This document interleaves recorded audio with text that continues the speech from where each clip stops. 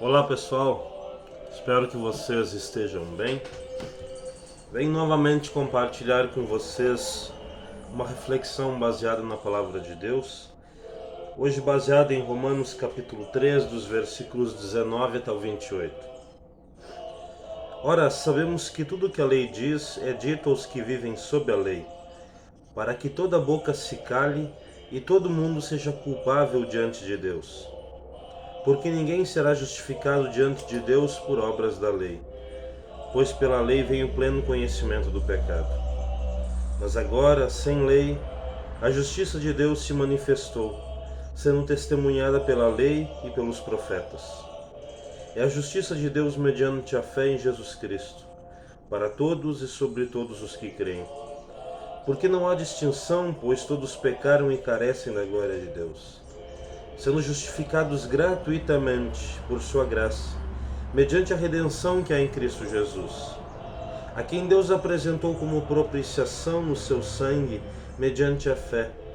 Deus fez isso para manifestar a sua justiça, por ter ele, na sua tolerância, deixado impunes os pecados anteriormente cometidos, tendo em vista a manifestação da sua justiça no tempo presente, a fim de que o próprio Deus seja o justo e o justificador daquele que tem fé em Jesus. Onde fica então o orgulho? Foi totalmente excluído. Por meio de que lei? A lei das obras? Não. Pelo contrário, por meio da lei da fé. Concluímos, pois, que o ser humano é justificado pela fé, independentemente das obras da lei. Hoje, 31 de outubro, dia da Reforma Luterana ou Reforma Protestante, uma data bastante significativa sobre diversos aspectos, mas um em especial: a proclamação da justificação pela fé em Jesus Cristo. Lutero, na época, foi um instrumento usado por Deus, assim como tantos outros. Alguém que teve um papel muito importante, alguém que deve ser lembrado, porém o foco não está em Lutero, mas sim na palavra.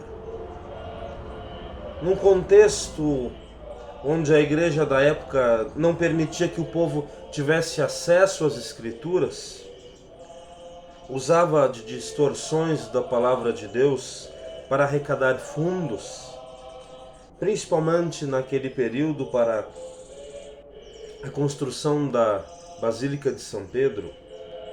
Deus usa Lutero para trazer à tona estes erros e dar o verdadeiro sentido e significado das Escrituras. Foi um episódio, assim como tantos outros, marcantes ao longo da história da Igreja. E, infelizmente, ao longo de toda a história humana e ainda hoje, muitas vezes a palavra de Deus foi e é distorcida para que se consiga poder, dinheiro. Este é o ser humano pecador.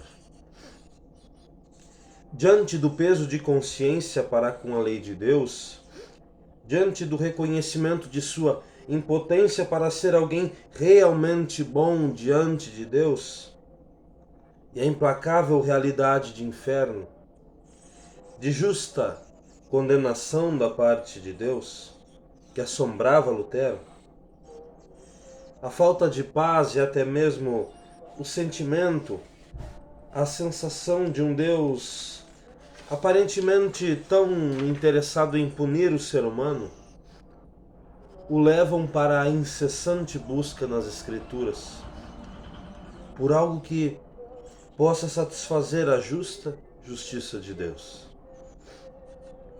Neste trajeto que ele encontra a maravilhosa e consoladora expressão: o justo viverá por fé. E nosso texto fala disso.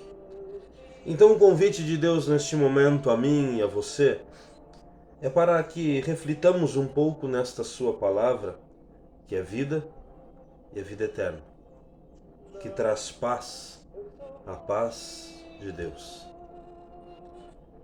Tudo que nós fazemos ou adquirimos em nossa vida tem a ver com pagamento, com merecimento. Você quer algo? Bem, tem que pagar. Você trabalha? Então recebe. Você ajuda alguém que julga merecedor e, consequentemente, considera indigno de favor aquele a quem você julga não merecedor ou por quem você não tem apreço. E esta realidade nós aplicamos ao reino de Deus, ou ao que precisa se fazer, merecer, pagar para ser amado, perdoado, salvo diante de Deus. Porém, a escandalosa afirmação de Deus a nós é que com Ele, no seu reino, as coisas não funcionam desta maneira. Deus deu a sua lei, seus mandamentos, que sim, são a sua santa vontade. E nos orientando por ela, fazem bem a nós e ao nosso próximo, nos preservam de muitos males.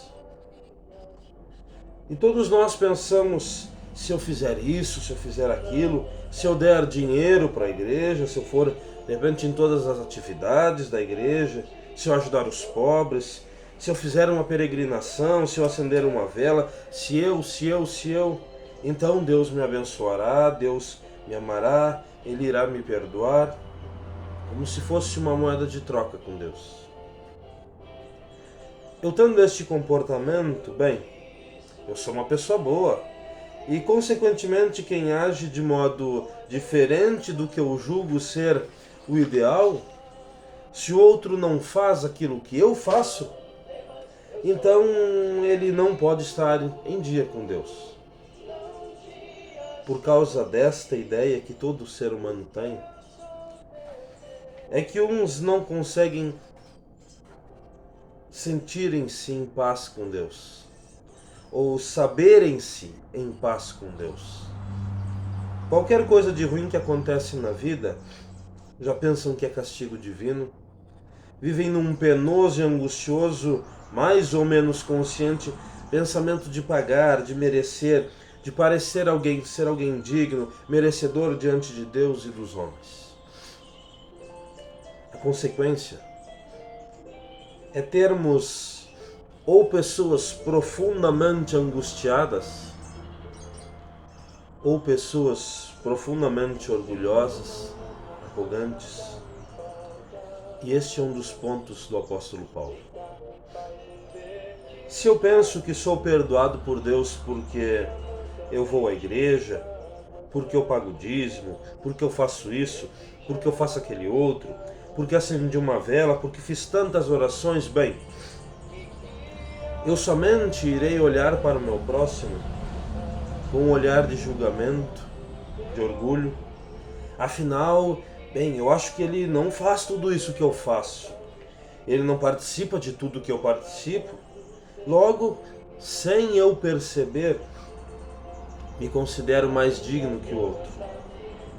E assim eu já nem me enxergo mais tão pecador assim. E Deus vem nos dizer, ora, sabemos que tudo que a lei diz é dito aos que vivem sob a lei, para que toda a boca se cale e todo mundo seja culpável diante de Deus. Porque ninguém será justificado diante de Deus por obras da lei, pois pela lei vem pleno conhecimento do pecado. Diante da lei, da santa vontade de Deus, o que se espera de nós é silêncio. Todos são culpáveis diante do Santo Senhor e Criador do Universo. Ninguém escapa. Se eu me atrever a abrir a boca para falar uma vírgula do meu próximo, eu estou condenando a mim mesmo, porque em meu ser há os mesmos males que há nele, que se não vieram escancaradamente para fora, é pura graça de Deus. Todos são igualmente culpados. Por isso,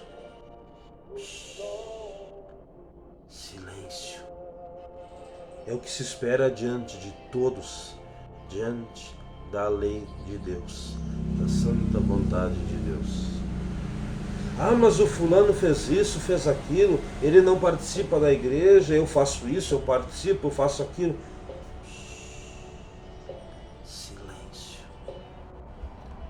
A lei de Deus, seus mandamentos, foram dados não para sermos salvos por eles, porque se assim é, estamos todos no inferno.